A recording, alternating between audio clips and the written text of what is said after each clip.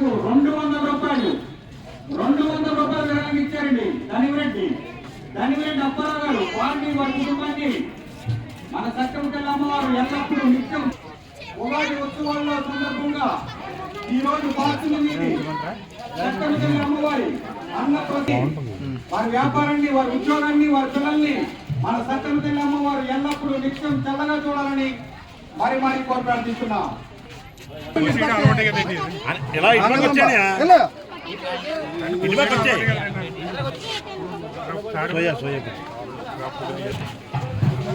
మళ్ళా పెట్టింది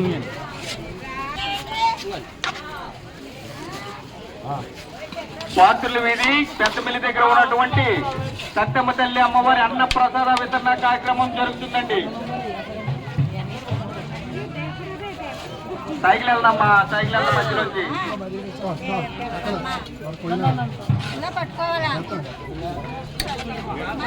ఏమండి రైసు సాంబార్ వెనకాల ఉన్నాయండి. చివరి వరకు టెంట్లు వేసి ఉన్నాయి. అమ్మవారి ఆశీస్సులు అనుగ్రహం పొందండి. జై శ్రీరామ్, జై సత్యం తల్లి. చిన్న కబరు ఎవరికైనా దొరికితే గుడి దగ్గర ఉన్నారు, తెచ్చి విరాళకి ఇచ్చారండి ప్రసాద్ గారు. వారిని వారి కుటుంబాన్ని మన సత్యవతి తల్లి అమ్మవారు చల్లగా చూడాలని మరి కోరి ప్రార్థిస్తున్నాం.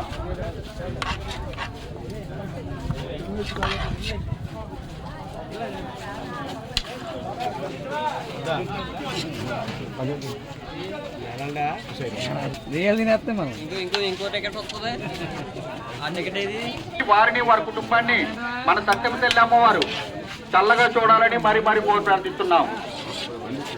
ఇచ్చారండి మన సత్యవతి తల్లి అమ్మవారికి. వారిని వారి కుటుంబాన్ని మన సత్యవతి తల్లి అమ్మవారు ఎల్లప్పుడూ నిత్యం చల్లగా చూడాలని మరి కోరి ప్రార్థిస్తున్నాం.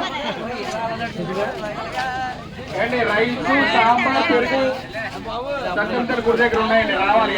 మన సత్యవతి తల్లి అమ్మవారు ఎల్లప్పుడూ చల్లగా చూడాలని మరి కోరి ప్రార్థిస్తున్నాం.